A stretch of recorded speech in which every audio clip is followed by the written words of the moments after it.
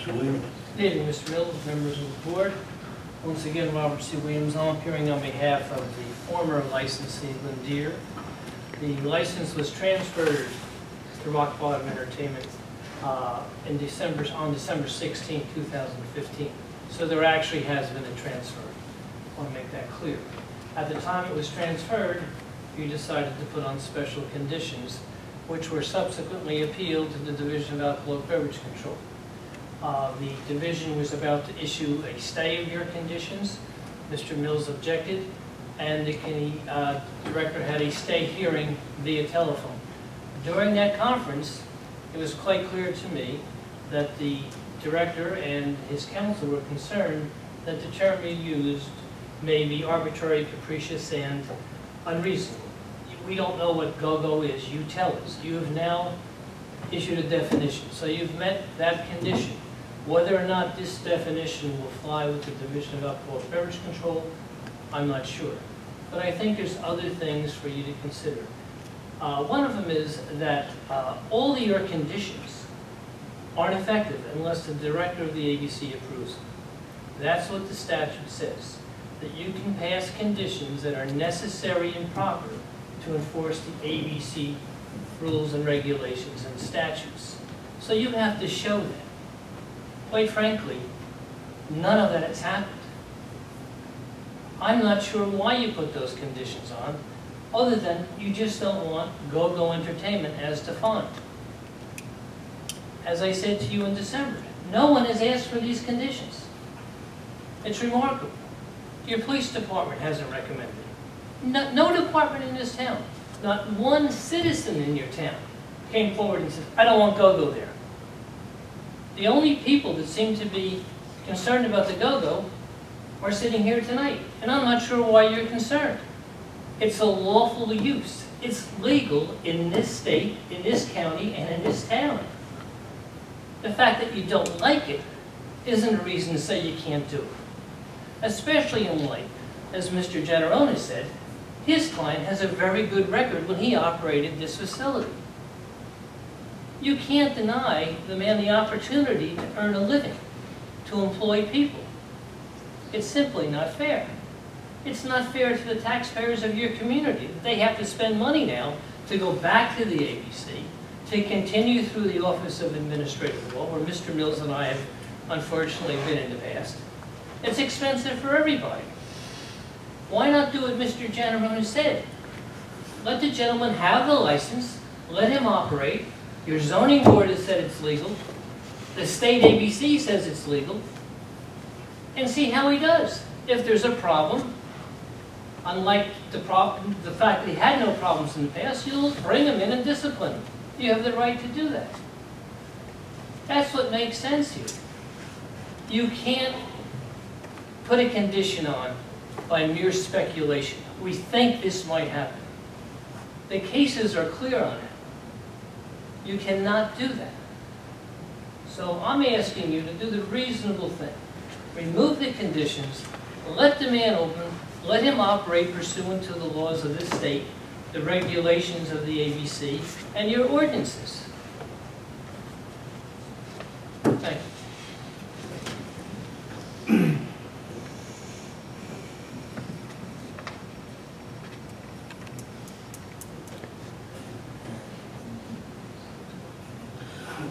Thank you. Yeah, Mayor, I would suggest that we then poll the committee to determine whether there was a sentiment to remove some or all of the conditions, or a sentiment to, straw poll to leave the conditions intact. Okay, so for point of order, should I ask for if anybody wants to make a motion to remove the conditions?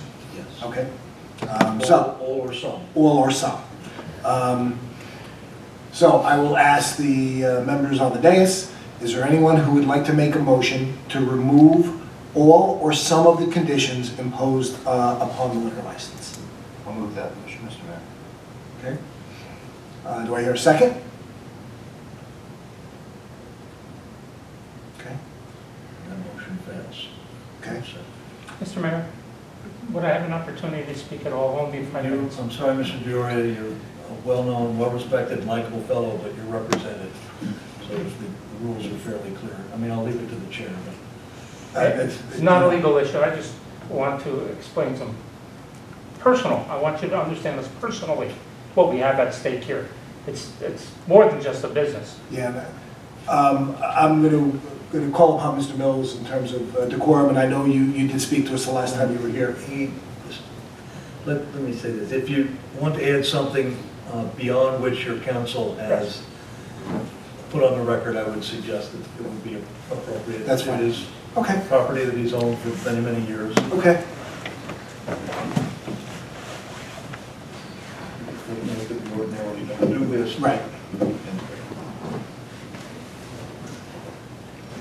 Mr. Mayor, members of the council, I appreciate the opportunity to speak. I suspect $140,000 in taxes for an empty building may be worth the 5 minutes I'm going to take of your time.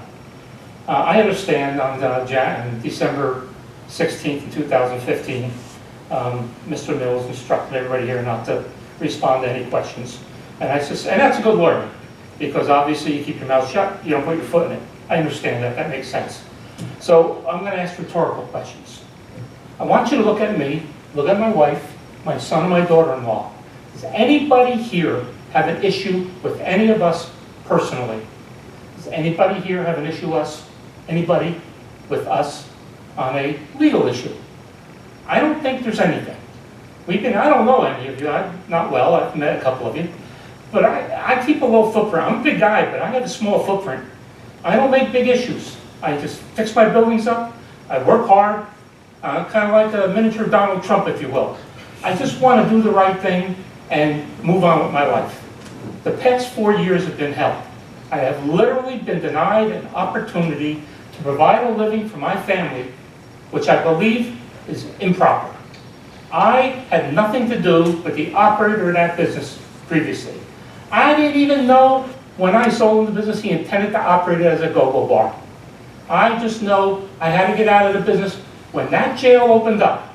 And I'll tell you right now, Sue Ostergaard and Kathy Hyland came to me before the jail opened. And they sat down in the bar, and we had lunch. And they said to me, we're contemplating working with the county to site the jail on that property. What do you think? I said, I think it's a bad idea for me. I think it's a great location for a jail. It's an industrial area. I don't see anybody being offended. Nobody's ever cared about that in the town. The township has told me that. So I'm a little concerned. I never thought of the total ramifications though. I never considered the inordinate number of police cars that go up and down the road 24 hours a day, 7 days a week. What did that do to our business? Within months of opening, our receipts dropped 35%. Within 6 or 8 months, we were down 50%. I was compelled, didn't want to, compelled to try go-go, because when I opened the go-go bar, I could charge a cover charge, because people were not drinking anymore. When we used to have 5 drinks, 4 drinks, 6 drinks, done. The police officers in the township sat at the end of our street, pulled anybody over that they could. Tickets were flying on my customers left and right. They did not want to drive down that street. The only opportunity I had to recover some of that loss was to charge a cover charge, but I had to provide entertainment. Now, I can't put a theater in there. I'm not going to put an ice skating rink in there. The only viable thing was, I hate to use the term go-go, because I think people have a misconception of what go-go is. They think of the 70s, with guys sitting at a bar drooling and you know, whoever, I don't know what they went through their mind. I'm sure they all fantasized about things. It's not like that anymore. It really isn't. And we don't intend to operate a place like that. We intend to operate and hire dancers and performers who, for the most part, are women who are subsidizing their husbands' incomes, who have either lost jobs or not making enough money. Young women who can't make it on an entry-level position, but they can make $2,000 a week, 15 and 20 hours a week, dancing in a club and performing in a club. A lot of people can't do that, but they have that opportunity. And I don't think you should deprive somebody from that opportunity and tell them that, oh, you got to go and earn $250 a week as a secretary somewhere, or $300 a week. Now, it's not our intent to get involved in anything illegal. I'm here a long time. I have a wife here, Deborah. I don't know if you've ever met her. my son Neil, my daughter-in-law Heather, they live in Mendham Township, we live in Harding Township, we live in Lemac. We're all over the place. We want to do the right thing. We don't do the wrong thing. You had an operator that did things wrong. Mr. Mills said that he operated and there was charges of allegations of prostitution and other very, very unsavory things. I'm not a pimp. I'm not a drug dealer, and I'm not a bookmaker. I'm just a legitimate businessman trying to make a living so I could support those 4 people and my grandchildren the way we used to prior to 4 years ago. And that's been denied me. And that's a serious thing. I take that very personally. Now, there was a comment made, actually several comments made, on December 16th of 2015. One was by Mr. Mills, and I want to quote. Mr. Mills said, he said it to Mr. Williams, thinking that I was Mr. Williams' client, which I wasn't. He said, I'm sorry, this is Mr. Mills speaking, that your client came by way of reversion to the possession of the license, may be visited with those violations, but that may reflect his poor judgment by allowing the license out of his possession for the period of time necessary to accrue the violations of the law or to result in the conditions being attached. Now, how can I be responsible for what the township approved? I didn't approve GoGo there. The township approved it, and they did it in 30 minutes. I was at the meeting. 30 minutes, they approved the transfer of liquor license. They approved GoGo. They had police reports on the individuals that were applying. I'm not going to cast aspersions on anybody, but I think if due diligence was done, there may have been some issues with the transfer of that license. That wasn't my responsibility. That was the township's responsibility. So I take exception to what Mr. Mills said, because it seems to be casting aspersions on me that I acted irresponsibly, and I didn't act irresponsibly. So,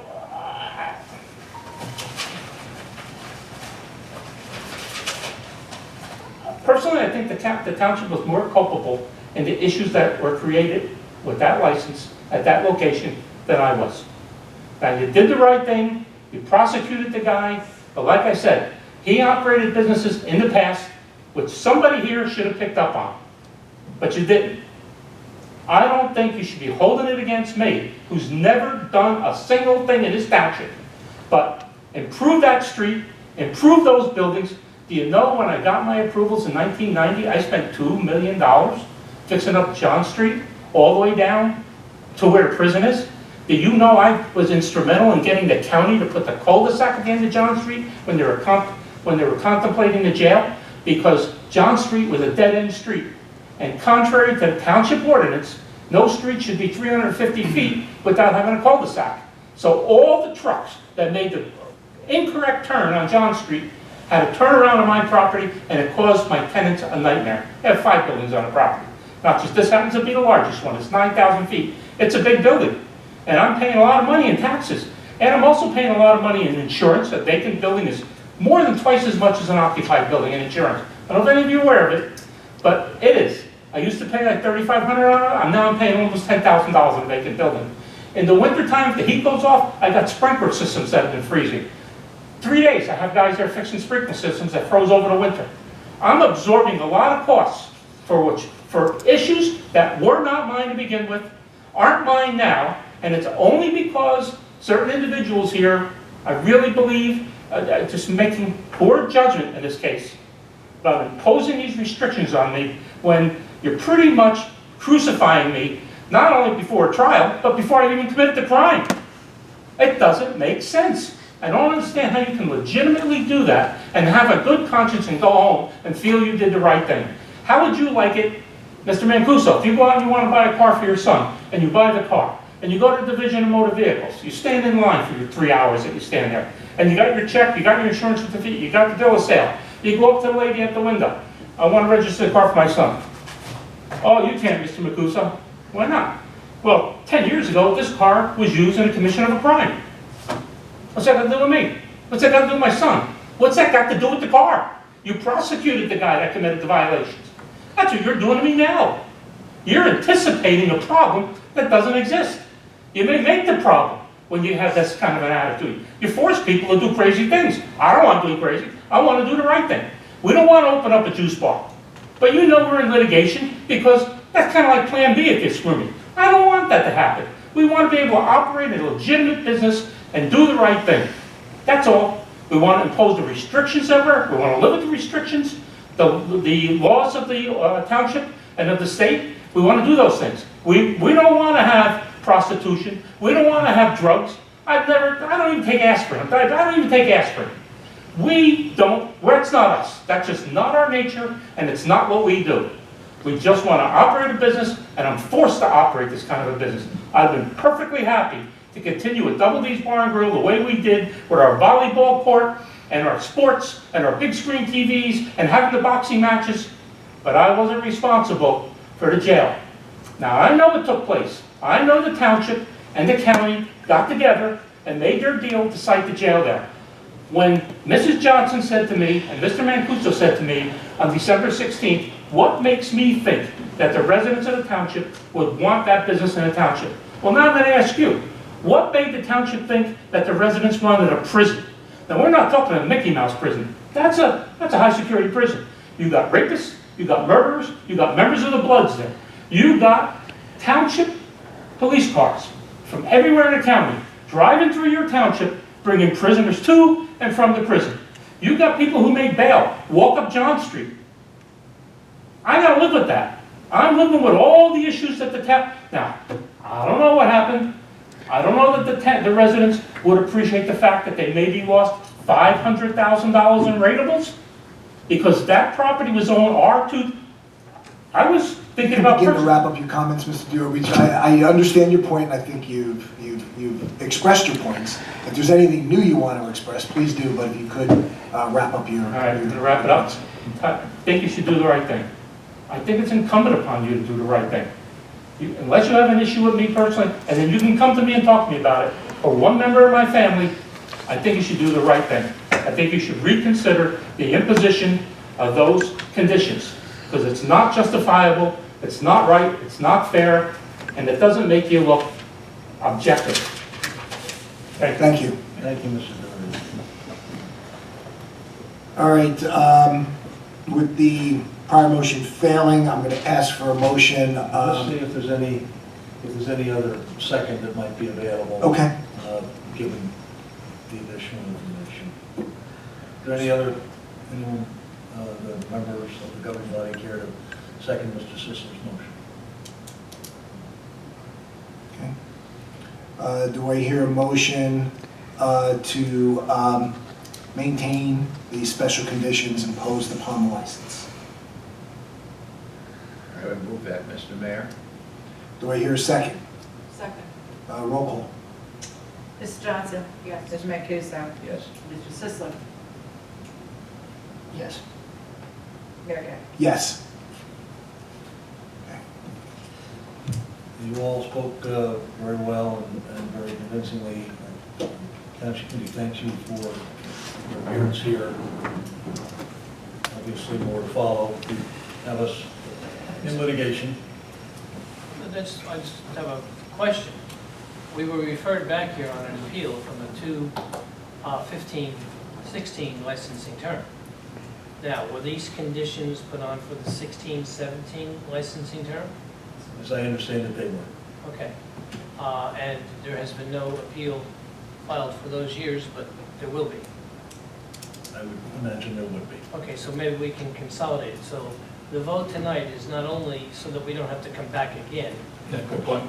Yeah, 215-16 conditions are essentially affirmed, and you're imposing the conditions for 16-17. Yes. Okay, Well and said. you're Thank affirming you. those tonight. You don't want to change your mind. Correct. Thank you. Thank you, sir. Thank you.